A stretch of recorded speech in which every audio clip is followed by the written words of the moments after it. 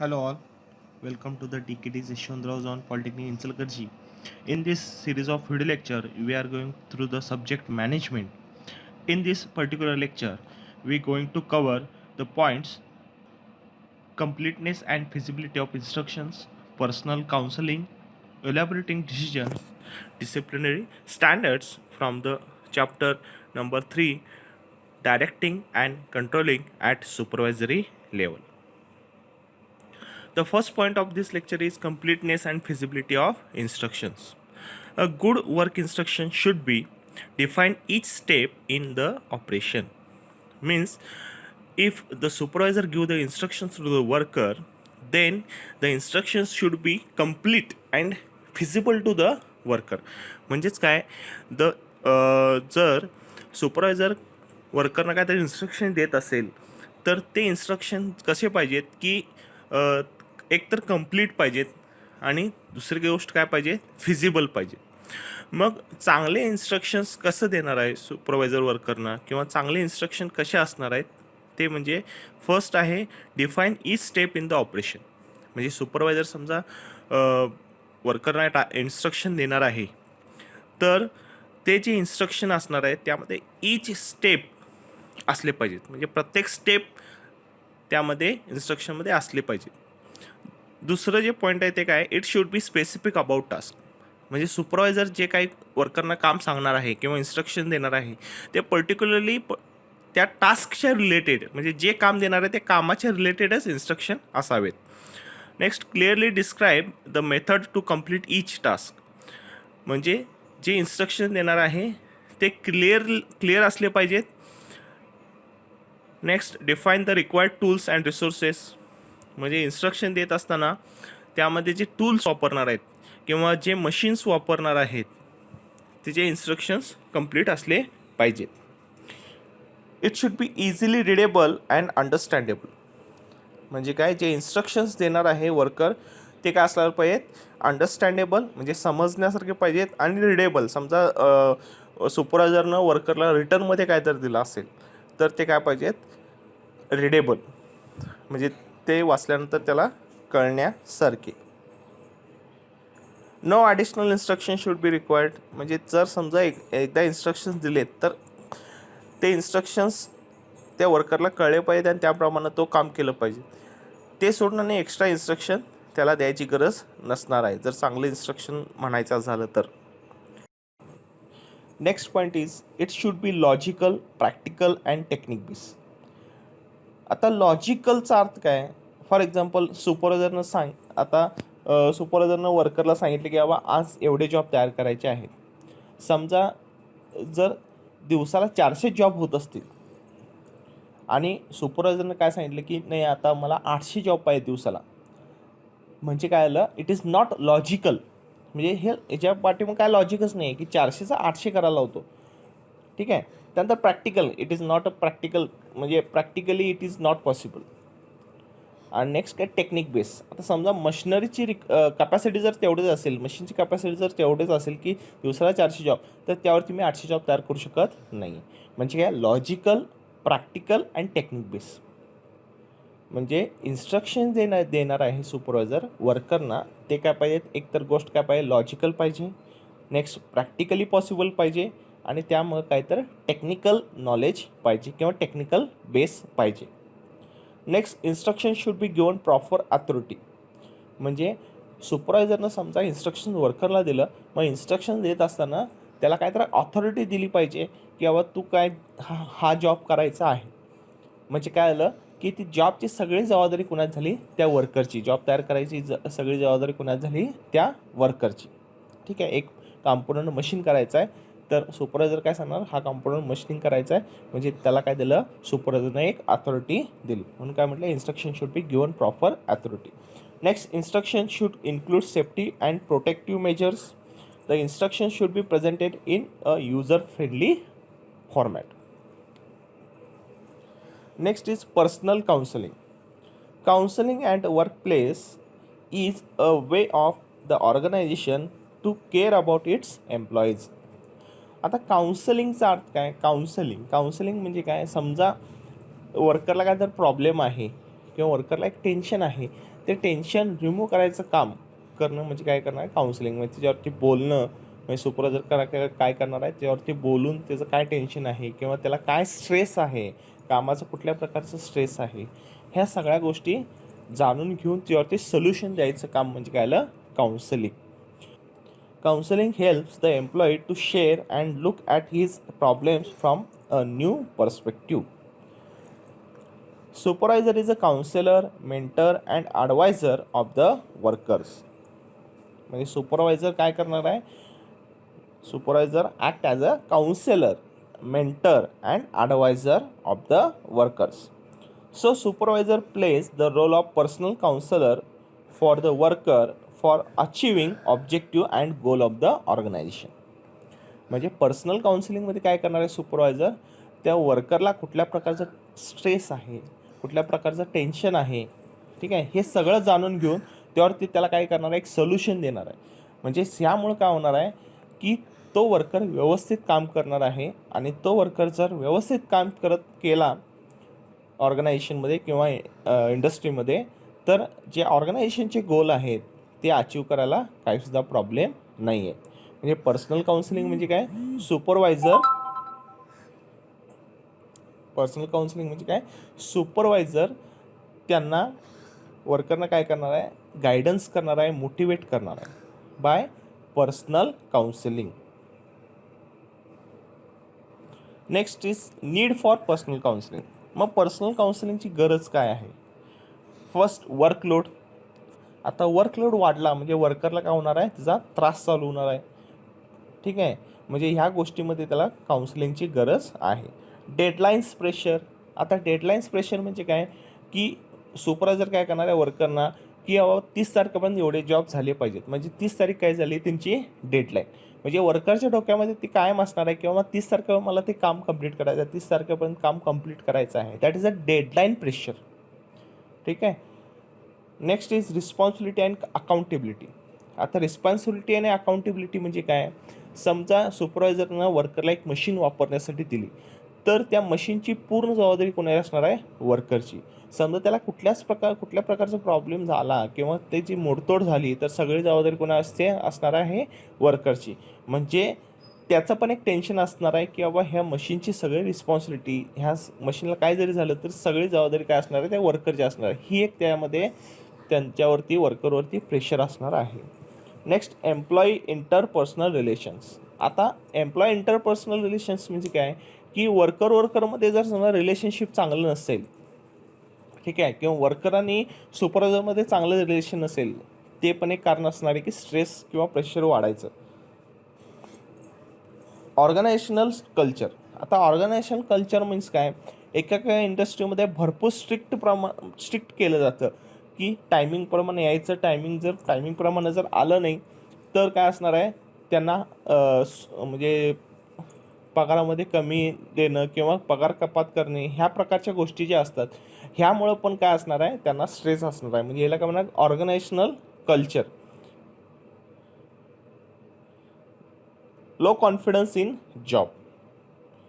Next is workers make repetitive mistakes. Repetitive mistakes म्हणजे काय, एकच चूक तो परत करायला आहे. मग परत का करतोय की त्यामागं काय असणार आहे, त्याला जे स्ट्रेस आहे, त्याच्यावरती जे स्ट्रेस आहे किंवा प्रेशर आहे, ही पण एक गोष्ट असू शकते की त्यामुळे तो रिपिटेटिव्ह चुका करू शकतोय. Next, stress in work is affecting mental condition. जर स्ट्रेस वाढला काम करत असताना तर ते काय करणार, स्ट्रेस तिच्या मेंटल कंडिशनवरती पण अफेक्ट करणार आहे. हे जे फॅक्टर्स आहेत, ह्या फॅक्टरमुळं पर्सनल काउन्सिलिंग इम्पॉर्टंट आहे किंवा पर्सनल काउन्सिलिंगची गरज आहे. Qualities of supervisor as a counsellor. मग पर्सनल काउन्सिलिंग जर सुपरवायझर करणार असेल वर्करना किंवा काउन्सिलिंग करणार असेल सुपरवायझर वर्करांची, तर त्याकडं सुपरवायझरकडे कुठल्या प्रकारची क्वालिटीज पाहिजे. नेक्स्ट, एक लिडरशिप स्किल्स, म्हणजे त्याकडं लिडरशिपचे स्किल पाहिजेत. Next, must have expertise in his field. Expertise म्हणजे काय, त्या जो काम करतोय सुपरवायझर किंवा कुठल्या प्रकारचं काम करतोय सुपरवायझर, त्यामध्ये तो काय पाहिजे, एक्सपर्ट पाहिजे. मशीनिंगमधला एक्सपर्ट पाहिजे. समजा मशीन शॉपमध्ये काम करत असेल सुपरवायझर, त्या मशीनची पूर्ण माहिती, त्या म्हणजे सगळं जे टेक्निकल गोष्टी आहेत त्या सगळ्या गोष्टी त्याला माहीत पाहिजे, म्हणजे expertise in his field. Motivational approach म्हणजे तो जो सुपरवायझर आहे तो काय करायला पाहिजे, वर्करना मोटिवेट केलं पाहिजे. Next problem solving nature. आता प्रॉब्लेम सॉल्विंग नेचर म्हणजे काय, समजा वर्कर सुपरवायझरकडे काहीतरी एक प्रॉब्लेम घेऊन आला, तर सुपरवायझरनं काय केलं पाहिजे, त्या प्रॉब्लेमवरती सोल्युशन दिलं पाहिजे. नाहीतर उगाच काय असतं की प्रॉब्लेम टाळायचं काम करणं, मग त्याला काय अर्थ नसणार आहे. त्यामुळे वर्कर ज्यावेळी त्यांच्याकडं प्रॉब्लेम घेऊन येणार आहे सुपरवायझरकडं, तर त्यावरती एक सोल्युशन काढायचं काम सुपरवायझरनं केलं पाहिजे. Counsellor should possess positive thinking. जर समजा सुपरवायझरच निगेटिव्ह थिंकिंग करत असेल, तर त्याखाली जे काम करणारे वर्कर त्यांचं पण काय होणार आहे, थिंकिंग निगेटिव्ह होणार आहे. त्यामुळे काउन्सिलर म्हणजे सुपरवायझर जो आहे तो काय केलं पाहिजे, कायम पॉझिटिव्ह थिंकिंग केलं पाहिजे. Good communication skill. Good communication skill म्हणजे काय, त्याला व्यवस्थित संवाद साधता आला पाहिजे. सुपरवायझरनं वर्करबरोबर व्यवस्थित संवाद साधला पाहिजे. नेक्स्ट इथिकल मॅनर म्हणजे काय, तो त्याच्याकडे प्रामाणिकपणा असला पाहिजे. काउन्सिलरकडे प्रामाणिकपणा असलं पाहिजे. These are the qualities of counsellor for good counselling. Next point is decision making process. आता डिसिजन मेकिंग प्रोसेस आणि डायरेक्शन बाय सुपरवायझर मध्ये रिलेशनशिप काय आहे, की डिसिजन कोण घेतं, की अप्पर लेवल मॅनेजमेंट म्हणजे त्यामध्ये कोण असतात, CEO, डायरेक्टर्स किंवा owner of the company. Middle लेवलमध्ये कोण असतात, की मॅनेजर्स. मग हे दोन लेवल जे आहेत मॅनेजमेंटचे, हे काय करतात, एक डिसिजन घेतात. डिसिजन कोणाला सांगतात, सुपरवायझरला. आणि सुपरवायझर काय करतो, की ते डिसिजन कोणाला सांगतो, वर्करला. म्हणजे डिसिजन सांगतो म्हणजे काय, त्यांना इन्स्ट्रक्शन देतो, त्यांना डायरेक्शन देतो. ठीक आहे. आता फॉर एक्झाम्पल, आता अप्पर लेवल मॅनेजमेंट किंवा मिडल लेवल मॅनेजमेंटनं काय केलं, की समजा प्रोडक्शन रेट जर वाढवायचा असेल तर ओव्हर टाईम चालू करायचं डिसिजन कोण घेतलं, की अप्पर लेवल आणि मिडल लेवल मॅनेजमेंटनं डिसिजन घेतलं. तर ते डिसिजन जे आहे ते सुपरवायझरला सांगितलं जातं आणि सुपरवायझर काय करणार आहे, त्यांना वर्करना सांगणार आहे. म्हणजे डिसिजन काय घेतलं, की प्रोडक्शन रेट जर वाढवायचा असेल तर आपल्याला ओव्हर टाईम चालू करायला पाहिजे ऑर्गनायझेशनमध्ये. म्हणजे हे काय झालं, एक डिसिजन झालं. आणि ते डिसिजन सुपरवायझर कुणाला सांगणार आहे, वर्करला सांगणार आहे. म्हणजे ही जी प्रोसेस आहे, ही प्रोसेस कशाची आहे, की डिसिजन मेकिंग प्रोसेस. डिसिजन कसं घ्यायचं आहे. मी जसं म्हटलं, की आता समजा प्रोडक्शन रेट वाढवायचा आहे, म्हणजे फर्स्ट स्टेप काय झाली, defining and analysing the problem. आता पहिला प्रॉब्लेम काय आहे, की मला प्रोडक्शन रेट वाढवायचं आहे. सेकंड स्टेप काय आहे, की डेव्हलपिंग अल्टरनेटिव्ह सोल्युशन्स. मग आता प्रोडक्शन रेट वाढवायचं तर त्यावरती सोल्युशन्स काय काय असणार आहेत. मग सोल्युशन काय असणार आहेत, की फॉर एक्झाम्पल म्हटलं, की मशीनची संख्या वाढवायची, त्यामुळं पण प्रोडक्शन रेट वाढू शकतं. किंवा वर्करांची संख्या वाढवणे, त्यामुळं पण प्रोडक्शन रेट वाढू शकतं. आणि तिसरं जे सोल्युशन आहे, की ओव्हर टाईम वाढवायचा. ठीक आहे, त्यामुळं पण प्रोडक्शन रेट वाढवू शकतं. म्हणजे काय केलं, अल्टरनेटिव्ह सोल्युशन्स फाइंड आउट केली, प्रोडक्शन रेट वाढवायची. हे 3 सोल्युशन्स फाइंड आउट केले. इव्हॅल्युएशन ऑफ अल्टरनेटिव्ह सोल्युशन्स म्हणजे हे जे 3 सोल्युशन्स फाइंड आउट केलेत, ह्याचं इव्हॅल्युएशन करायला पाहिजे किंवा त्याचं इन्स्पेक्शन केलं पाहिजे. आता समजा मशीनची संख्या वाढवायची म्हटलं तर आपल्याला काय होणार आहे, कंपनीला पैसे खर्च करायला लागणार आहे, जास्त पैसे खर्च करायला लागणार आहे. दुसरं जे सोल्युशन आहे, की वर्करांची संख्या वाढवायची म्हणजे त्यांना वर्करांचा पगार द्यायला लागणार आहे. त्यामुळं पण सुद्धा इंडस्ट्रीला जास्त पैसे द्यावे लागणार आहेत. आणि तिसरं काय असणार, की ओव्हर टाईम करायचं, ओव्हर टाईम वाढवायचं. त्यामुळं काय असणार आहे, ओव्हर टाईम जर वाढवला तर कंपनीला ती ओव्हर टाईमची रक्कम द्यायची आहे वर्करना, ती काय असणार आहे, ॲज कम्पेअर टू 2 सोल्युशन्स काय असणार आहे, ती कमी असणार आहे. ठीक आहे. म्हणजे हे सगळं मी इव्हॅल्युएशन केलं. Selecting the best solution. आता ह्यातलं बेस्ट सोल्युशन कुठलं असणार आहे, की ओव्हर टाईम वाढवणे हा बेस्ट सोल्युशन आहे, कारण की कमीत कमी खर्चामध्ये आपल्याला प्रोडक्शन रेट वाढवता येतं. नेक्स्ट काय, इम्प्लिमेंट द सोल्युशन किंवा डिसिजन. म्हणजे जे डिसिजन आपण फायनल केले, की कुठलं डिसिजन असणार आहे, की प्रोडक्शन रेट वाढवायचं झालं तर आपल्याला ओव्हरटाईम वाढवायचा आहे. म्हणजे काय केलं मी, ते डिसिजन फायनल केलं आणि ते इम्प्लिमेंट केलं आणि त्याप्रमाणे काम फॉलोअप म्हणजे काय, त्याप्रमाणे काम चालू केलं.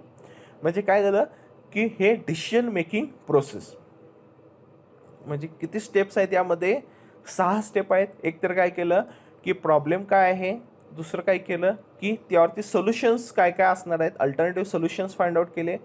त्यानंतर त्या सोल्युशनचं इव्हॅल्युएशन केलेलं. त्यानंतर त्यातलं एक बेस्ट सोल्युशन काढलं. त्यानंतर ते बेस्ट सोल्युशन जे आहे ते इम्प्लिमेंट केलं किंवा ते चालू केलं त्याप्रमाणे काम करायला आणि त्याचा फॉलोअप घेतला. हे केलं डिसिजन मेकिंग प्रोसेस. आणि हे जे डिसिजन झालेलं आहे अप्पर लेवल मॅनेजमेंट आणि मिडल लेवल मॅनेजमेंटमध्ये, ते डिसिजन कुणाला सांगणार आहे, सुपरवायझरला. आणि सुपरवायझर काय करणार आहे, ते डिसिजन वर्करना सांगणार आहे.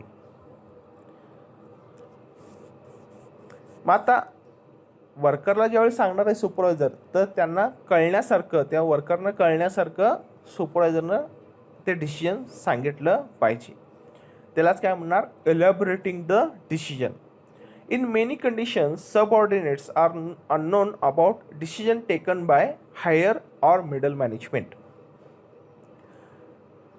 This creates the confusion among the workers. Hence, decision may be elaborated in some cases. म्हणजे जे डिसिजन आहे ते वर्करना व्यवस्थितपणे सांगायचं काम कोणाचं असणार आहे, सुपरवायझरचं असणार आहे. For example, decision in the organization, uniform of workers, overtime hours, bonus and benefits, changes of scheduled work, transfer of employee, etc. म्हणजे हे काय झालं, डिसिजन एक वेगवेगळ्या प्रकारचे डिसिजन झाले की इंडस्ट्रीमध्ये या प्रकारचे डिसिजन घेतले जातात.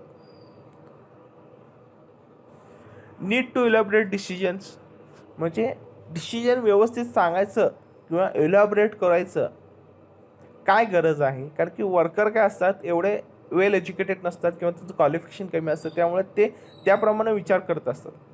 ठीक आहे. आता मी जसं आधी केस सांगितली की बाबा प्रोडक्शन रेट वाढवायचा आहे तर आपल्याला ओव्हरटाईम वाढवायला पाहिजे. मग वर्करने काय काय वाटणार आहे की आम्हाला काम जास्त लागणार आहे किंवा आम्हाला प्रेशर करायला आहेत किंवा ह्या गोष्टी ज्या आहेत ह्या पद्धतीने ते वर्कर विचार करणार आहेत. पण जे डिसिजन झालेलं आहे ते डिसिजन व्यवस्थितपणे व्यवस्थित वर्करना सांगायचं काम कोणाचं असणार आहे, सुपरवायझरचं. जर सुपरवायझरनं डिसिजन व्यवस्थित सांगितलं वर्करना तर ते वर्कर समजून घेऊ शकतात आणि त्याप्रमाणे काम करू शकतात. म्हणजे elaborating the decision. They need to elaborate decision means काय, to create awareness about decision. म्हणजे सुपरवायझरनं वर्करना व्यवस्थित ते डिसिजन जे झालेलं आहे ते सांगणं. Next, to emphasis policies of management. म्हणजे मॅनेजमेंटनं काय जी पॉलिसी इम्प्लिमेंट केलेली आहे ते व्यवस्थित सांगणे. To avoid confusion. आता कन्फ्युजन म्हणजे काय, मी जसं म्हटलं की ओव्हरटाईम वाढवायचा आहे, फक्त एवढंच जर वर्करना मॅसेज दिला तर काय होणार आहे, त्यामध्ये वर्करमध्ये काय असणार आहे, कन्फ्युजन तयार होणार आहे की आम्हाला काम जास्त सांगायलेत, पगार कमी द्यालेत, जास्त तास काम करायला लावणार आहेत. म्हणजे हे जे कन्फ्युजन आहे हे कन्फ्युजन दूर करायचं कामसुद्धा सुपरवायझरचं असणार आहे. Next, to get clarity about their future work. Next, to understand duties and responsibilities regarding this decisions. म्हणजे सुपरवायझरनं वर्करना व्यवस्थित त्यांचे ड्युटीज, त्यांचे रिस्पॉन्सिबिलिटीज सांगणं गरजेचं आहे. Ways to elaborate decisions. आता वेज टू इलॅबोरेट डिसिजन म्हणजे काय की कुठल्या पद्धतीनं वर्करना झालेलं जे डिसिजन आहे ते सुपरवायझर त्यांना सांगू शकतो. ठीक आहे. मग फर्स्ट काय करू शकतो की जे झालेलं डिसिजन आहे ते सगळं कागदावर घेऊन तो नोटीस बोर्डवरती लावू शकतो. त्यानंतर रिटर्न फॉर्मॅट. ठीक आहे. रिटर्न फॉर्मॅटमध्ये त्या वर्करना देऊ शकतोय किंवा इन मीटिंग वर्करांची सगळ्यांची मीटिंग घेऊन तो सुपरवायझर त्यांना सांगू शकतोय. ड्युरिंग काउन्सिलिंग आणि by common circular. These are the ways to elaborate the decision among the workers. This is end of today's lecture. In this lecture, we gone through the points like completeness and feasibility of instructions, personal counseling, and elaborating decisions. Thank you all.